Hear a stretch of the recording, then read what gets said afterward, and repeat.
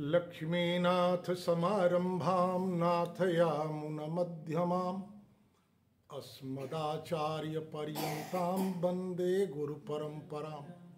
त्रिदण्डहस्तं सितयज्ञसूत्रं कासाय वस्त्रं लशदूर्ध्रपुण्ड्रं रथाङ्गशङ्खाङ्कितबाहुमूलं रामानुजार्यं शरणं प्रपद्ये। कासायं यज्ञसूत्रं शुचिवपुषि तथा चोर्ध्रपुण्ड्रं च भाले। यस्यास्ते दक्षहस्ते कलिकुमतिगिरीन्द्रेन्द्रवज्रं त्रिदण्डं संसाराग्निप्रशान्त्यै भृतजलममलं दारुपात्रं पवित्रं श्रीविश्वक्सेनसूरेः पदकमलयुगं श्रेयसे संश्रयामि। कासाय शोभिकमनीयवरं त्रिदण्डं सेनेशयोगिपदपङ्कजभृङ्गराजं वैकुण्ठनाथचरणाम्बुजसक्तचित्तं लक्ष्मीप्रपन्नजतिवर्यमहं प्रपद्ये। कान्तिस्मृतानिन्दितशारदिन्दु यत्रैकतो विलसितामसिताङ्गशोभां वृन्दावनेऽपि कृतयामुनगाङ्गसङ्गं राधामुकुन्दयुगलं तदहं नमामि। कृष्णं नारायणं वन्दे कृष्णं वन्दे व्रजप्रियं कृष्णं द्वैपायनं वन्दे कृष्णं वन्दे पृथासुतं। नारायणं नमस्कृत्य नरं चैव नरोत्तमं देवीं सरस्वतीं व्यासं ततो जयमुदीरयेत्। सच्चिदानन्दरूपाय विश्वोत्पत्त्यादिहेतवे तापत्रयविनाशाय श्रीकृष्णाय वयं नुमः। जं प्रव्रजन्तमनुपेतमपेतकृत्यं द्वैपायनो विरहकातर आजुहाव।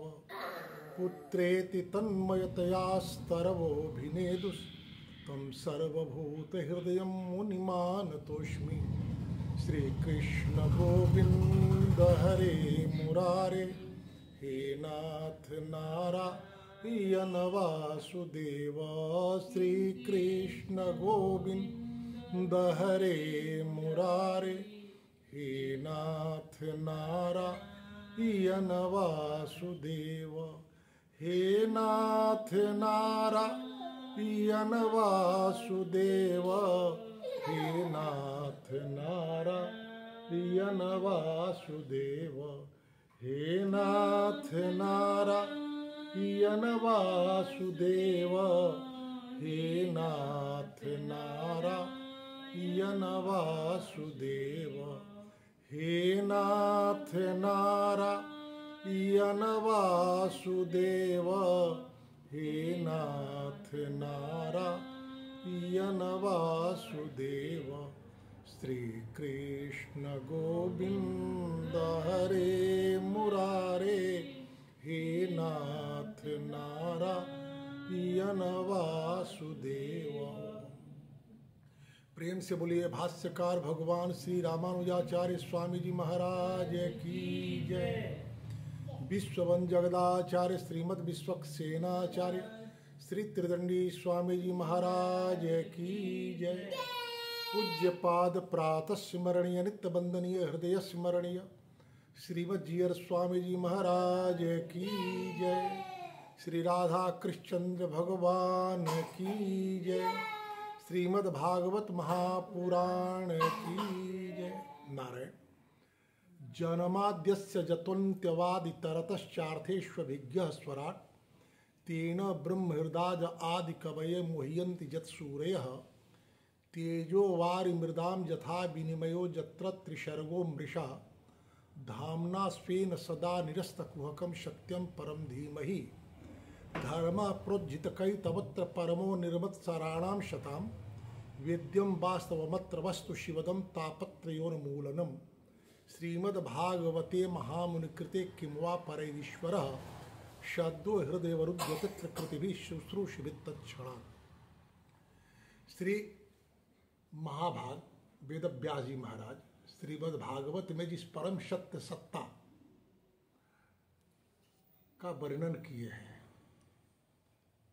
उस परम सत्य सत्ता के द्वारा अनुप्राणित होने के कारण मिथ्या जगत भी सत्य भाषित होता है। अर्थात इस जगत का जो निर्माता है परम सत्ता, परम सत्य, परात्पर परमात्मा, उस परम सत्ता के साथ हम अपना संबंध जोड़कर इस संसार को भी अपने जीवन में सत्य की तरह ही स्थापित रख सकते हैं। इस संसार में लक्ष्मी चंचला होती है ऐसी मान्यता है, लेकिन एकमात्र इक्ष्वाकु वंश की परंपरा में वैवस्वत मनु से लेकर प्रसेनजीत तक, सतयुग से लेकर कलयुग में प्रसेनजीत हुए तब तक राजश्री स्थिर रही।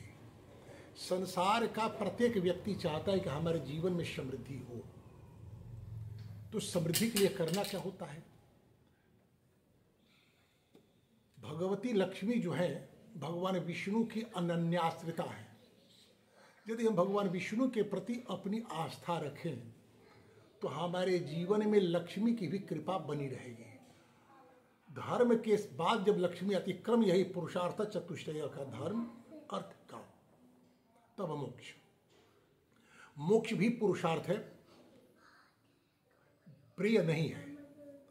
तो यदि प्रथम पुरुषार्थ को पूर्ण किए बिना हम यदि द्वितीय पुरुषार्थ को प्राप्त करने का प्रयास करते हैं, तो जिस तरह छत पर बनी हुई सीढ़ियां, उनके प्रत्येक सोपान, प्रत्येक स्टेप पर पैर रखकर चढ़ना है। यदि हम एक स्टेप को छोड़कर दूसरे स्टेप पर पैर चढ़ाना चाहते हैं तो ऐसा संभव है कि कुछ ऐसी घटना घट जाए, हमारा पैर झूठा पड़ जाए और हम गिर जाए, चोटिल हो जाए। तो उसी तरह से पुरुषार्थ चतुष्टय में पुरुषार्थ को क्रमशः पार करते रहे। पहले धर्म पूर्वक अर्थार्जन, और उस धर्म पूर्वक प्राप्त धन से, साधन से यदि हम कामना की पूर्ति करते हैं तो वह कामना मेरे जीवन में मोक्ष में कहीं अवरोधक नहीं बनेगी। यही कारण है कि भगवान की कथा सुनते समय भागवत जी में यह बात आती है, कामा भावाय कामये। हम ऐसी कामना करें जो हमारे जीवन में कामनाओं को शांत कर दे। यदि हम वैसी कामना नहीं करते हैं, संसार की विषय कामनाओं में ही हम रत रहते हैं, तो एक कामना के बाद दूसरी कामना जन्म लिया करती है। तो ये जगत मिथ्या है उन लोगों के लिए जो उस परम सत्ता को स्वीकार नहीं करते। जो परम सत्ता को स्वीकार करके इस जगत में रहते हैं, उनके लिए जगत भी ठीक उतना ही सत्य है जितना सत्य जगदीश है। क्योंकि जगदीश की यह कृति है, कभी भी असत्य नहीं हो सकती, इसकी सत्ता समाप्त नहीं होती। इसकी यह सत्ता सृष्टि संसार की परिभाषा है, सम्यक रूपेण सरति इति संसार। संसार की अपनी गति होती है। तो क्या संसार विनष्ट हो जाता है? नहीं, विनष्ट नहीं होता। जिस तरह से मकड़ी जाला बुनती है, उस जाले पर लटकती है और फिर उस जाले को निगल जाती है, तो परमात्मा जो है वह संसार का कृत्य करते हैं तो वह कार्य नहीं कहा जाता, उसे लीला कहा जाता है। और जीव कार्य करता है तो उसे क्रिया कहा जाता है। क्रिया और लीला में अंतर है। लीला आमोद देता है, आनंद देता है। भगवान की लीलाएं जो हैं तीन तरह की होती हैं, सृजन, पालन और संहार। तो जिस आनंद के साथ वो सृजन करते हैं, जिस आनंद के साथ वो पालन करते हैं, उसी आनंद के साथ संहार भी करते हैं। भगवान श्री कृष्ण सारे अवतारों में श्रेष्ठ अवतार कहे गए हैं। ये अवतार नहीं, अवतारी हैं। जब पृथ्वी देवी ब्रह्मादि के साथ गोलोक जाती हैं तो भगवान के विग्रह में राम आदि सारे अवतार प्रवेश कर जाते हैं, क्योंकि वे अवतारी हैं। उन्हें क्यों अवतारी कहा गया? तो इस जगत में आए, जगत को व्यवस्थित करने के लिए उन्होंने उपदेश दिया। जिस व्यक्ति ने उनके उपदेश को स्वीकार नहीं किया, वो चाहे कितना भी अपना हो, उसका संहार करने में किंचित मात्र भी उन्हें संकोच नहीं हुआ। यहां तक कि वे अपने पुत्र पौत्रादिकों को भी महर्षि दुर्वासा को प्रेरित कर शापित करा करके विनष्ट कर दिए। ये उनकी संहार लीला है। एक कहानी है जैनेन्द्र की खेल। उनमें दो पात्र हैं, एक मनोहर और एक देवबाला, दोनों बच्चे हैं। हर बच्चे ऐसा ही खेल खेलते हैं, घरौंदा बनाते हैं, खेलते हैं। और घरौंदा बनाते समय, बनाना सृजन है, घरौंदे को बनाना सृजन है, और घरौंदे से खेलना पोषण है। और खेलने के बाद जाते समय अपने पैर से मारकर उस घरौंदे को तोड़ देते हैं। और जितनी तन्मयता, जितना श्रम वे करते हैं निर्माण में, निर्माण होने के बाद जितनी उन्हें प्रसन्नता होती है, उस घरौंदे के तोड़ने के बाद उतना ही खिलखिलाते, दुखी नहीं होते। यही लीला है भगवान की। तो भगवान की इस लीला के द्वारा ही संसार को जिया जा सकता है, तब यह संसार आपके लिए बंधन का कारण नहीं होगा। तो भगवान को जाना कैसे जाएगा? तो भगवान के जिन महानुभावों ने अनुभव किया है, उनके अनुभवों का हम चिंतन करें, गायन करें, स्मरण करें, तो भगवान के प्रति मेरे मन में अनुराग होगा और भगवान के प्रति हमारी भक्ति होगी। तो एक दिन के भगवान के लीला और चरित्रों का गान सुन लेने से यदि हमारे जीवन में भगवान के प्रति अनुरक्ति नहीं होती, अनुराग नहीं होता, तो यह मान लेना कि कथा तो हमने सुनी, भगवान के नामों का संकीर्तन हमने किया, परंतु भगवान के प्रति मेरे मन में अनुराग पैदा अभी नहीं हुआ। इसके लिए इससे यह कथा निष्प्रभावी है, यह बात नहीं। जिस तरह से कपड़ा पहनने से गंदा होता है, तो कुछ गंदगी तो पानी में धोते ही निकल जाती है, लेकिन कुछ गंदगी बार बार साबुन लगाना पड़ता है। कुछ तो ऐसी गंदगी होती है कि सारे साबुन समाप्त हो जाते हैं, श्रम भी समाप्त हो जाता है, कपड़ा भी फट जाता है, परंतु वह गंदगी जाती नहीं है। तो हमारे पूर्व जन्मार्जित संस्कारों के कारण हमारे जीवन में विषयों का जो मल है, तो यदि मल थोड़ा सा है तो एक बार ही कथा सुनने से हमारे जीवन का उद्धार हो जाता है। यदि मल अधिक है तो बार बार कथा सुनी होगी। तो इसीलिए निगम कल्प तरोर गलितम फलम शुकम मुखाद अमृत द्रव संयुतम पीवत भागवतम रसमालय मुहुर्हो रसिका भूय भावुका। रसिक जन जो होते हैं, जो भावुक होते हैं, भगवान के प्रति जिनमें अनुराग होता है, वे कथा को बार बार सुनते हैं, ताकि कथा सुनने से हमारे भीतर जो सद्वृत्ति आई है, कहीं ऐसा ना हो कि विषयों की संगति में, विषयिक लोगों की संगति में जाने के बाद वह कथा का प्रभाव समाप्त हो जाए। यही होता है। कथा जब अब आरंभ होती है, नैमिषारण्य में स्वर्ग की कामना को लेकर के 1000 वर्ष चलने वाले यज्ञ का आयोजन किया था शौनक आदि ऋषियों ने, कि वहां सूत जी जाते हैं। सूत जी को शौनक आदि ऋषियों ने आदर पूर्वक व्यासपीठ पर बैठाकर उनसे जिज्ञासा करते हैं, त्वया खलु पुराणानि सेतिहासानि चानघ आख्यातान्यप्यधीतानि धर्मशास्त्रानि यान्युत। हे निष्पाप, आप समस्त इतिहास, पुराण, धर्मशास्त्रों का विधि पूर्वक अध्ययन किया है तथा उनकी भली भांति व्याख्या भी आपने की है। वेदस्य तत्वं निहितं गुहायां महाजनुजेन गता सपांथा कहा गया है। वेद के तत्व अत्यंत गुह्य हैं, सारे लोगों का वेद में प्रवेश संभव नहीं है, और वेद की गूढ़ भाषा समझ में नहीं आएगी। तो जिन बड़े महानुभावों ने वेद के उन गूढ़ तत्वों को इतिहासों के माध्यम से, पुराणों के माध्यम से व्याख्यायित कर धर्मशास्त्र के माध्यम से आचरणीय बतलाया है, उसको सुनना चाहिए। इसलिए करें कि आप इतिहास, पुराण और धर्मशास्त्र का सम्यक आपने अध्ययन किया है। चूँकि पंचम वर्ण के हैं, इसलिए वेद में उनका प्रवेश नहीं है। जो व्यक्ति वेद को नहीं जाना है, लेकिन वेद की व्याख्या, पुराण और इतिहास को जाना है, तो वेदज्ञ से वह कब सम्माननीय नहीं है।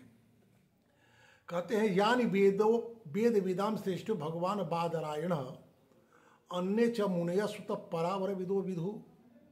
वेद वेत्ताम श्रेष्ठ भगवान बादरायण ने, भगवान के सगुण निर्गुण रूप को जानने वाले दूसरे मुनियों ने जो कुछ जाना है,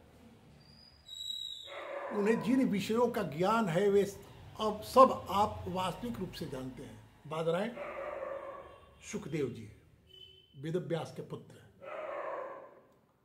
और अन्यान्य मुनियों के ने जितनी बातें जानी है उस वेद के माध्यम से, उन सारे तत्वों को आप इतिहास, पुराण, धर्मशास्त्र के माध्यम से आप जानते हैं। वेत्थम तो सौम्य तत्सर्वम तदनुग्रहात् ब्रूहि स्निग्धस्य शिष्यस्य गुह्यमप्युत।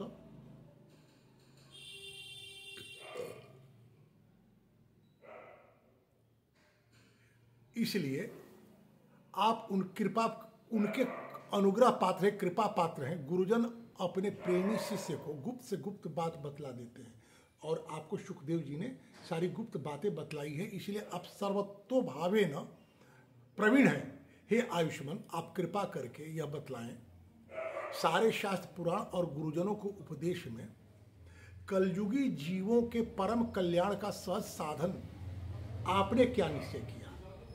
लोगों ने क्या बतलाया या नहीं? लोगों के द्वारा आपने जाना, आपने निश्चय किया है, वह आप बतलाएं। आप संत समाज के भूषण हैं। इस कलयुग में पाप प्राय लोगों की आयु कम हो गई है, साधन करने का सामर्थ्य कम है, रुचि कम है, प्रवृत्ति नहीं है, लोग आलसी हो गए हैं, भाग्यमंद हो गया है, समझ भी थोड़ी है। इसके साथ ही वे नाना प्रकार के विघ्न बाधाओं में घिरे हुए हैं। शास्त्र भी अनेक हैं, परंतु उनमें एक निश्चित साधन नहीं कहा गया। सारे शास्त्रों का पलटेंगे तो किसी शास्त्र में किसी देवता की उपासना, किसी शास्त्र में किसी विधि की व्यवस्था बतलाई गई है, परंतु उनमें एक निश्चित साधन नहीं है। अनेक प्रकार के कर्मों का वर्णन है, और साथ ही वे इतने बड़े हैं कि उनका एक अंश भी सुन पाना कठिन है। आप परोपकारी हैं। अपनी बुद्धि से उनका सार निकालकर प्राणियों के परम कल्याण के लिए हम श्रद्धालुओं को आप सुनाएं, जिससे हमारे अंतःकरण की शुद्धि हो जाए। हे प्यारे सुत जी, आपका कल्याण हो। आप तो जानते ही हैं, यदुवंशियों के रक्षक भक्त वत्सल भगवान श्री कृष्ण वसुदेव की धर्मपत्नी देवकी के गर्भ से क्या करने की इच्छा से अवतीर्ण हुए। यहाँ अवतार लेकर बदली हुई परिस्थितियों में उन्होंने कार्य योजना नहीं बनाई। जीव या जगदीश संसार में जब जन्म लेते हैं या अवतार लेते हैं, तो उनके द्वारा वे जीव संस्कारों में बंधकर संस्कारों के द्वारा खींचा जाता है। जैसे पशुपालक के द्वारा अपनी स्वतंत्रता खोकर उसके इशारे पर खींचा जाता है, उसी तरह जीव जो है वो प्रारब्ध के पास में बांधकर खींचा जाता है, वो उधर जाता है। जगदीश जो है वे संकल्प के साथ आते हैं कि मुझे इस संसार में जाकर क्या क्या करना है, वे सारा कार्य करते हैं। हाँ, यह सुविधा है जीव के जीवन में। जीव के जीवन में सुविधा है कि यदि यत् किंचित शास्त्र और संत का साहचर्य उसे मिल गया, तो प्रारब्ध के द्वारा खींचे जाने से वो रोक दिया जाता है, और उसे संत और शास्त्र का सहयोग प्राप्त होता है, उसका जीवन कल्याणपूर्ण हो जाता है। या कभी कभी ऐसा होता है, जैसे पशु, कोई बलिष्ठ पशु है और पशुपालक से वो बलि हो गया, उसके हाथ से खींच करके वो स्वतंत्र हो जाता है। ठीक उसी तरह जीव यदि अपने विवेक वर्तमान परिस्थितियों से चैतन्य हो गया, तो प्रारब्ध को निरुद्ध करने में सक्षम होता है कि नहीं, मेरे जीवन में ये विषम परिस्थितियां हैं, इन परिस्थितियों को हम नहीं जिएंगे, हम अपने जीवन को इस तरह से जिए। क्योंकि शास्त्र और संतों के साहचर्य से वो अपने जीवन में विचारों के धरातल पर वह उतना उन्नत हो जाता है कि अपने प्रारब्ध को अस्वीकार कर दे कि नहीं, मुझे इस प्रारब्ध को नहीं भोगना है, मुझे इससे अलग रहना है। निश्चित रूप से प्रारब्ध को छोड़ते समय असुविधा होती है, क्योंकि प्रारब्ध आपकी स्वाभाविक प्रवृत्ति है।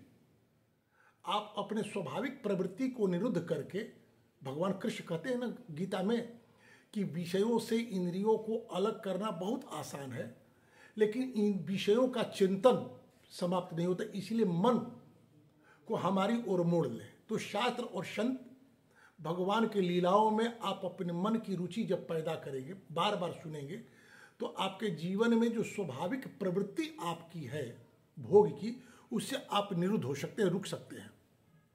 शौनक जी कहते हैं कि हम सुनना चाहते हैं, आप कृपा करके हमारे लिए उसका वर्णन करें।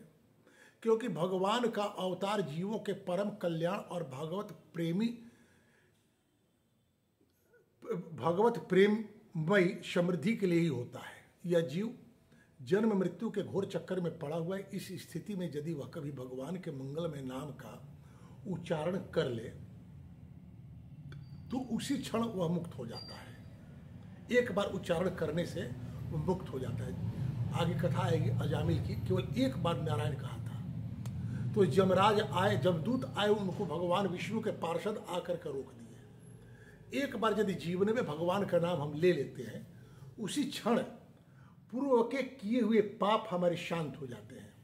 यदि आगे हम पाप न करें तो हमारे जीवन में पूर्व के पाप तो समाप्त हो गए एक बार भगवान का नाम लेने से। लेकिन जीव की स्थिति ऐसी है कि अभी हम भगवान का नाम लेते हैं कथा में और बाहर जाने के बाद फिर संसार के विषयों में फंस करके पापाचार में प्रवृत्त हो जाते हैं। कहते हैं सुखदेव जी, शौनक जी सुत जी से कि यह जीव जन्म मृत्यु के चक्कर में पड़ा हुआ है। जैसे ही भगवान का एक बार नाम लेता है पाप से मुक्त हो जाता है। स्वयं भय भी भगवान से भयभीत होता है। हे सुजिया, परम विरत शांत मुनिजन भगवान के श्री चरणों की शरण में रहते हैं, अतः उनके स्पर्श मात्र से संसार के जीव तुरंत पवित्र हो जाते हैं। इधर गंगा जी के जल का बहुत दिनों तक सेवन किया जाए,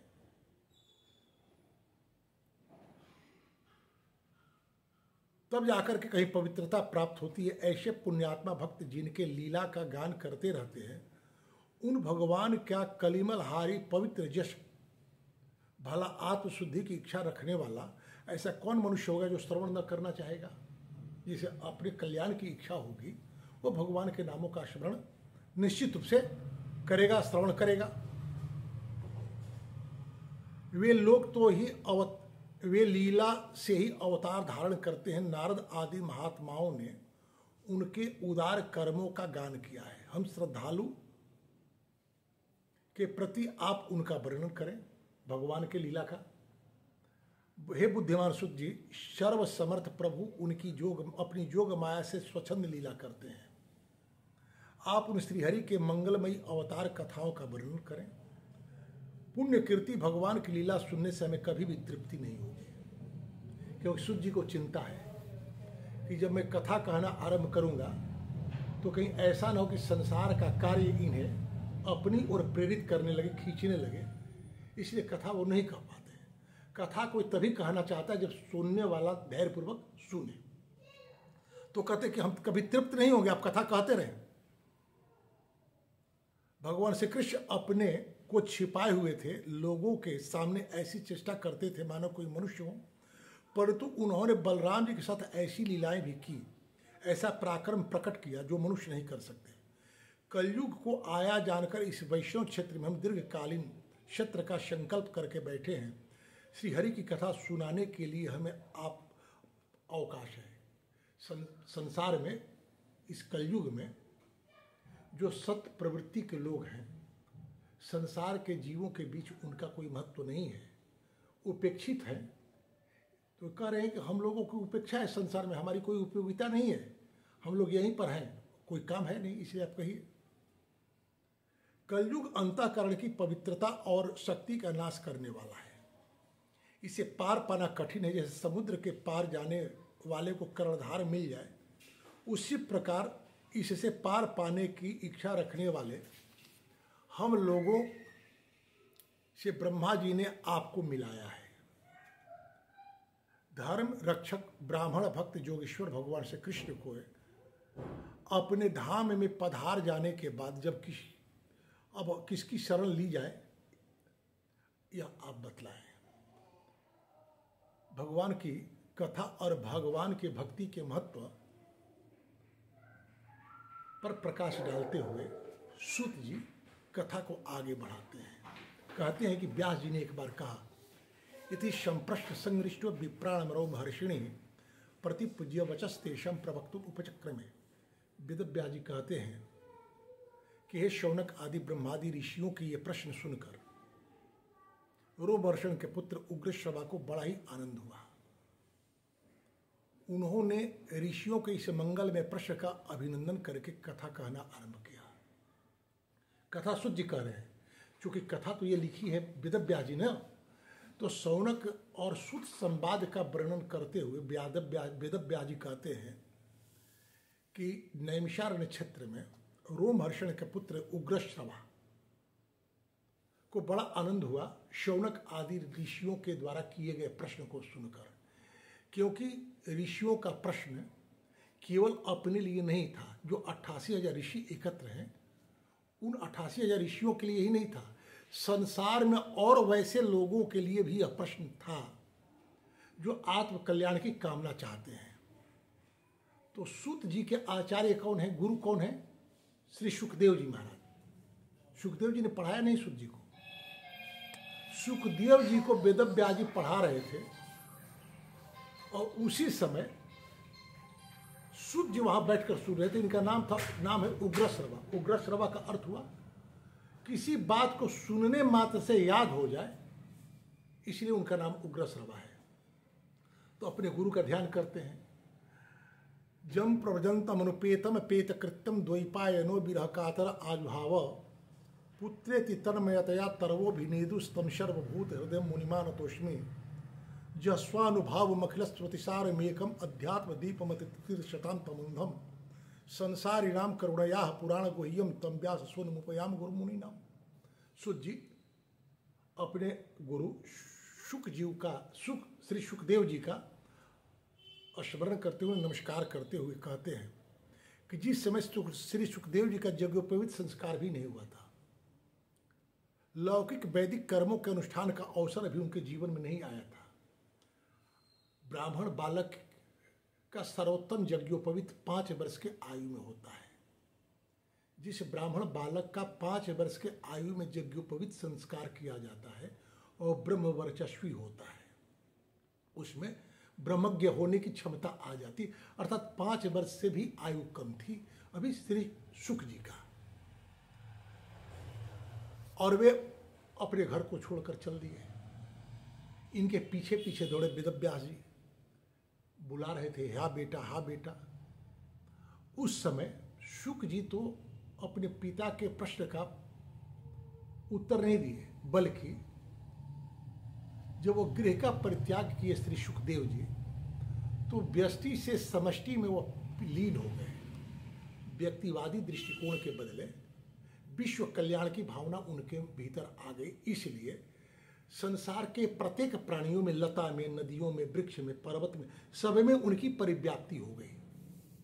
तो उस समय तन्मय होने के कारण श्री सुखदेव जी की ओर से, तन्मय तत्मय माने श्री सुखदेव जैसा जितने भी वहां वृक्ष लताएं थी, उनमें श्री सुखदेव जी की चेतना परिव्याप्त हुई, तो सबके सब श्री सुखदेव जी की चेतना से युक्त हो गए। तो वृक्ष लताओं आदि नदियों ने उत्तर दिया, ऐसे सबके हृदय में विराजमान श्री सुखदेव मुनि को मैं नमस्कार करता हूं। श्रीमद् भागवत अत्यंत गोपनीय रहस्यात्मक पुराण है। यह भगवत स्वरूप का अनुभव करने वाला और समस्त वेदों का सार है। संसार में फंसे हुए जो लोग हैं, इस घोर अज्ञान अंधकार से पार जाना चाहते हैं, उनके लिए आध्यात्मिक तत्वों को प्रकाशित कराने वाला एक अद्वितीय प्रकाशपुंज दीपक है। वास्तव में उन्हीं पर करुणा करके बड़े बड़े मुनियों के आचार्य श्री सुखदेव जी ने इसका वर्णन किया है। मैं ऐसे श्री सुखदेव जी का शरण लेता हूँ। आगे, नारायणम नमस्कृत्य नरं चैव नरोत्तमं देवीं सरस्वतीं व्यासं ततो जयम उदीरयेत्। भगवान, सर्वश्रेष्ठ भगवान के अवतार नर नारायण ऋषियों को, सरस्वती देवी को, श्री वेदव्यास जी को नमस्कार करके तब संसार और अंतःकरण के समस्त विकारों पर विजय प्राप्त करके इन श्रीमद् भागवत महापुराण का पाठ करना चाहिए। कह रहे हैं सुत जी कि जब भी आप श्रीमद् भागवत महापुराण का पाठ करें तो नर नारायण जो भगवान के सर्वोत्तम अवतार है ऋषि के रूप में,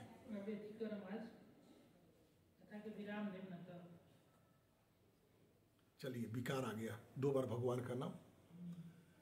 श्री कृष्ण गोविंद हरे मुरारे हे नाथ नारायण।